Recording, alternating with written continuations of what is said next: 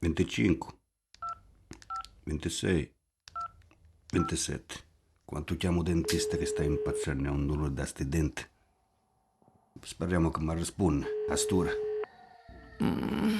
Pronto, dottor Sanguinelli, con chi parlo? Buon ingagliaio. Ma chi è lei che mi chiama a quest'ora? Sogno Ciccino Lobalbo, sta chiamando dall'Inghilterra. Ma a quest'ora, ma che cosa desidera? Capisco che per lei è tardi, ma io mi sveglio sempre a quest'ora. Ho un forte mal di denti ed è saltata la dentiera. Quindi non può mangiare? E stavo così bene, mangiavo tutto.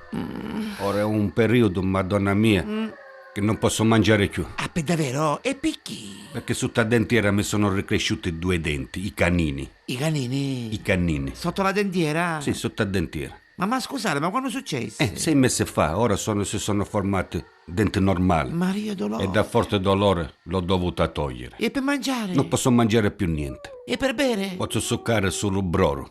Ma scusate, ma lei quanti anni ha?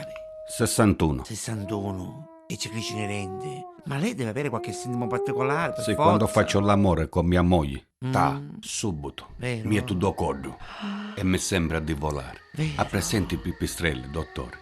Ce l'ho presente, ma lei che mestiere fa, mi scusi? Faccio il custode in un castello, qui in Inghilterra. Ah, e allora chissà quanta bella gente c'è, vero? No, solo io. E non si scanda? Dottore, per favore, mi aiuti. Sto impazzendo del dolore. Ma io la vorrei aiutare, ma siamo troppo lontani. Non so come fare. Lei ha dei medicinali per caso là? No. Come no? Un antinfiammatorio, uno spicchio d'aglio. Aio! Mai! E gioia mia, a quest'ora solo Dio ti può aiutare. Ai, che dolore, Ai. dottore. Aiutami, ti prego. Aiutami. Ma non so, come devi aiutare?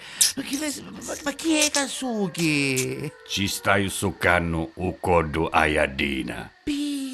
Ma allora sei un vampiro. Preparati che sto arrivando. Ma io voglio succare tanta catania sogno. Non importa, io volo. E vola, rompo tu cordo, bello.